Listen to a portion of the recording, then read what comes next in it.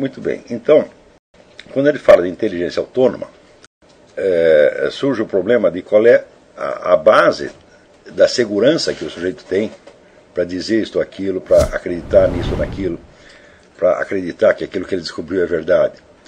Né? Em geral, as pessoas buscam a segurança na concordância do meio social. Quer dizer, você precisa de semelhantes, de pares que pensem como você. Então é natural que as pessoas, quanto mais incapaz, quanto mais inepto é o indivíduo, mais ele necessita dessa aprovação. Então, a confirmação mútua de vários idiotas transmite a todos eles uma sensação de segurança, uma sensação de estar na realidade. Porque o discurso coletivo, a fala coletiva, ela cria um cenário que tem sobre os indivíduos o efeito de uma realidade, como se fosse vamos dizer, uma peça de teatro, né, na qual eles passam a viver dentro daquele enredo. E pelo fato de participarem do enredo, sentem que estão participando da realidade, quando na verdade podem estar participando apenas, vamos dizer, de um delírio grupal. Né? Mas esse delírio grupal, para quem faz parte dele, é uma coisa enormemente persuasiva, e mais persuasiva do que qualquer outra coisa. Isso quer dizer que se o sujeito vê uma coisa com seus próprios olhos, mas o grupo diz que é outra coisa, ele acredita na segunda coisa. Isso aí é uma coisa tão notável, isso já foi testado, né, em psicologia 1000 vezes. Quer dizer, você cria, por exemplo, já houve um experimento, eu não lembro quem fez, mas que você cria um acontecimento qualquer e você junta 100 pessoas, né, e combina com 99. Por exemplo, o personagem vai aparecer vestido de verde, mas vocês vão dizer que ele estava vermelho. Eles avisam 100 pessoas, eles avisam 99 e não avisam 1. Né? O sujeito está vestido de verde, todos dizem que é vermelho, o centésimo sujeito acaba concordando que ele está vestido de vermelho. Né? Então, o temor de você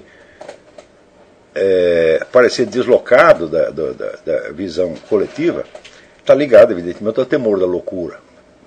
A loucura é uma forma extrema de isolamento mental. Então, como, em geral, as pessoas não têm muito um critério de normalidade para si mesmo, então o que funciona como critério de normalidade é a aprovação da maioria. Todo mundo diz que eu sou normal, portanto eu devo ser normal.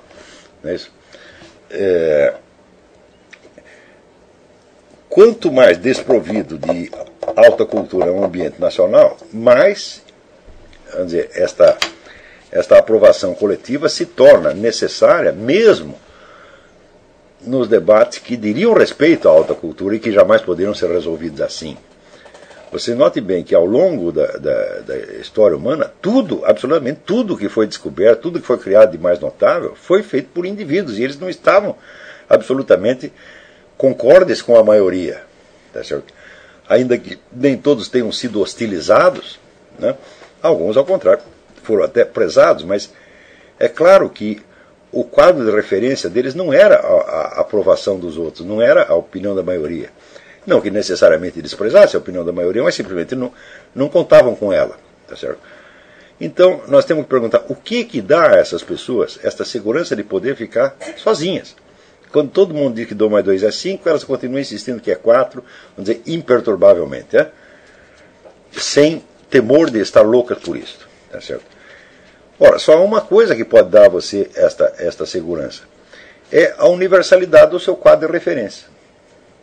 Quer dizer que quando todos nós precisamos vamos dizer, de um processo de socialização e humanização, tá certo? Que nos integre no nosso meio social e na espécie humana.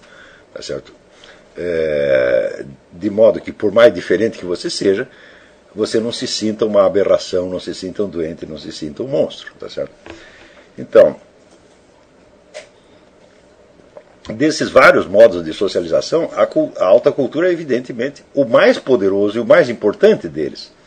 Tá certo? Porque na medida em que você abre um diálogo com, vamos dizer, as grandes inteligências de todas as épocas e com as grandes obras de todas as épocas, bom, você adquire uma dimensão do que é a normalidade humana em geral, tá certo? E não especificamente no meio social onde você foi criado.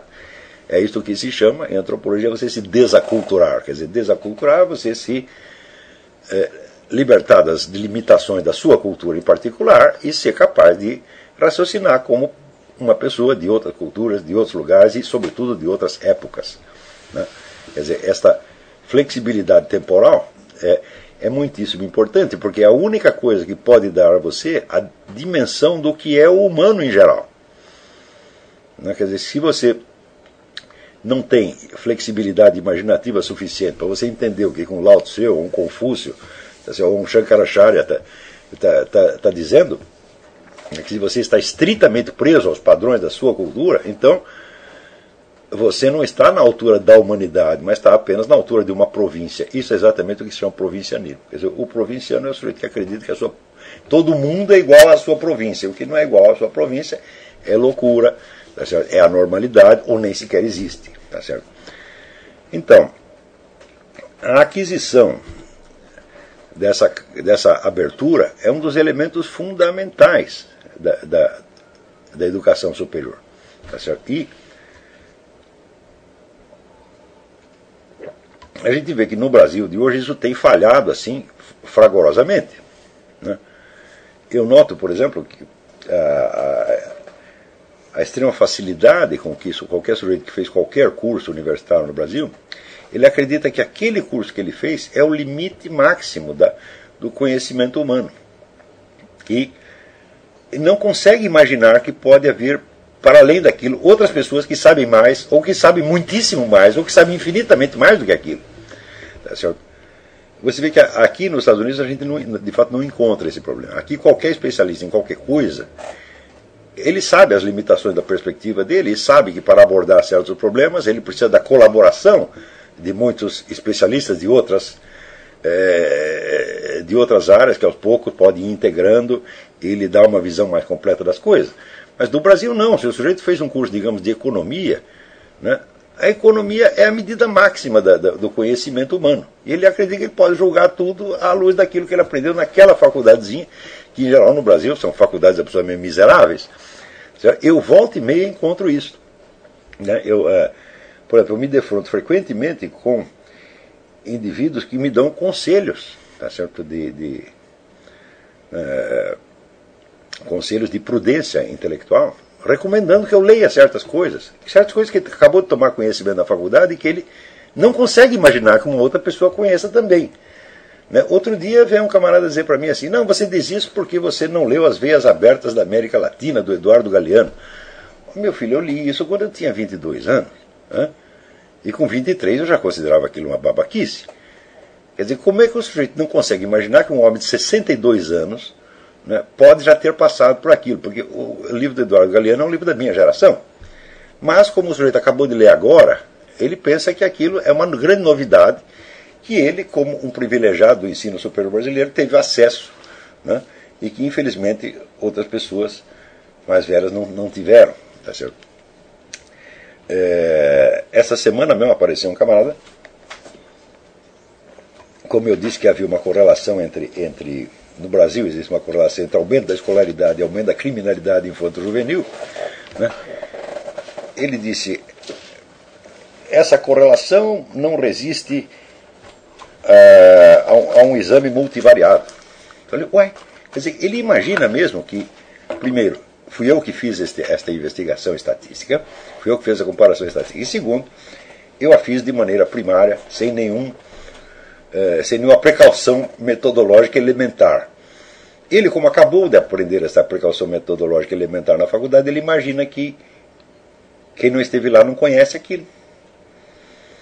Ou seja, é próprio do idiota, do imbecil, imaginar que os outros são tão idiotas e imbecis quanto ele, ou mais. Tá certo? Ao passo que a pessoa inteligente, ao contrário, costuma contar com a inteligência dos outros, mesmo onde ela não existe. Né? Aliás, ser um educador é apostar numa inteligência que o aluno ainda não tem. Ninguém pode ser educador se ele menosprezar a inteligência dos seus alunos, ou mesmo se ele a medir exclusivamente pelo desempenho atual deles. O professor sempre tem que contar que o aluno vai estar mais inteligente daqui a um mês, daqui 2 meses, daqui 3 meses, e às vezes é para para esta inteligência potencial virtual que ele está falando, e não apenas para aquela que o aluno já possui. Senão, a educação não faria o menor sentido. Se é para todo mundo continuar compreendendo apenas aquilo que já compreendeu, não precisa de educação nenhuma. Tá certo? E se é para não compreender nada, também não precisa de educação nenhuma. Então, esses fenômenos todos que a gente observa na vida brasileira mostram que o ambiente é terrivelmente hostil à inteligência superior e à inteligência autônoma. Ou seja, é um país onde ninguém pode descobrir nada. Você só pode repetir o que os outros já disseram, tá certo? E repeti-lo dando a impressão de que aquilo é uma grande novidade e de que ninguém mais sabe aquilo. Então, é o país onde todo mundo está reinventando a roda a todo momento e acha que é um grande gênio por causa disso. Tá certo? Eu mesmo vejo assim, a infinidade, vamos dizer, de argumentos, de frases, de figuras de linguagem que eu pus em circulação, eu mesmo, tá certo? E que começam de repente a ser macaqueadas e as pessoas acreditam que elas são as primeiras a estar falando aquilo. Quer dizer, é evidente que é uma coisa doente, mesquinha, tá certo? E que, não importando qual seja o problema que esteja em discussão, né, o que essas pessoas dizem não tem a menor importância, porque elas são parte do problema. Elas são sintomas do problema. Tá certo? Então, eu inventei este curso aqui justamente para tentar fazer com que numa próxima geração as coisas não sejam assim. Se nós conseguirmos, se vocês conseguirem, não é nós, né? Se vocês conseguirem receber esse conjunto de instrumentos que eu estou lhe passando, tá certo? E se educarem a si próprios, porque não sou eu que vou educar, eu só posso lhe dar os instrumentos, entendeu? Isso aqui é como se fosse, vamos dizer, uma loja de instrumentos musicais. Eu te vendo um instrumento, meu filho, mas quem vai tocar é você, tá entendendo?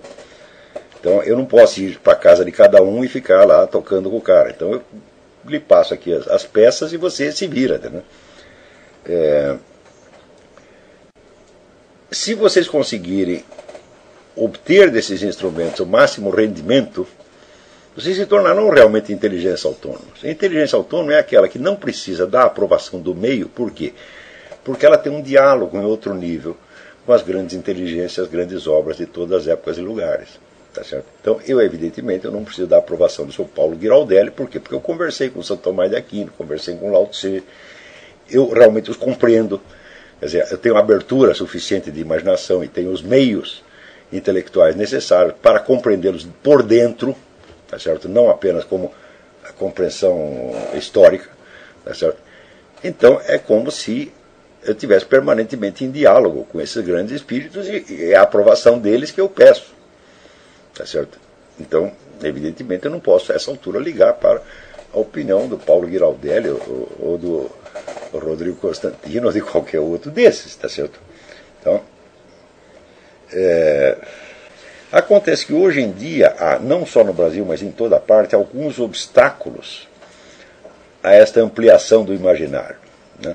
Quando eu digo você alcançar a dimensão de universalidade, não se trata de universalidade abstrata, no sentido que tinha, por exemplo, o iluminismo, de você definir uma natureza humana fixa e uniforme e supor que aquilo é idêntico por toda parte.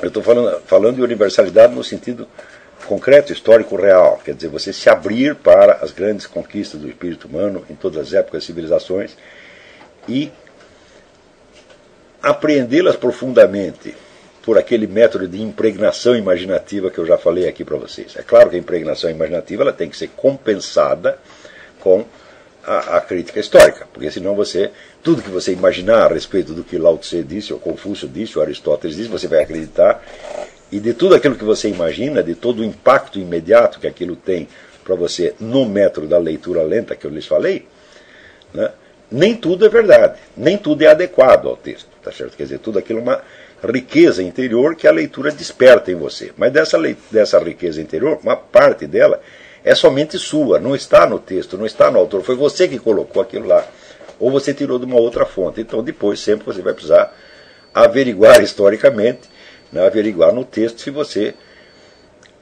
acertou realmente na interpretação daquilo, ou se você acrescentou algo. Com a ressalva de que muitas vezes aquilo que você acrescenta é perfeitamente coerente com o que estava no texto, tá certo? E muitas obras exigem realmente este acréscimo, somente aí elas são compreendidas, né? Eu, quando publiquei a Teoria dos Quatro Discursos, eu coloquei ali uma epígrafe do Heidegger. Heidegger não é um autor que eu aprecio muito, mas aí ele acertou na mosca, né? Quando ele diz que tem coisas que não foram pensadas pelo autor que você está lendo, mas é só quando você as pensa que você entende aquilo. E só graças a ele ter pensado o que ele pensou é que esta outra parte se tornou pensável por você. Então é uma espécie de complementação das criatividades.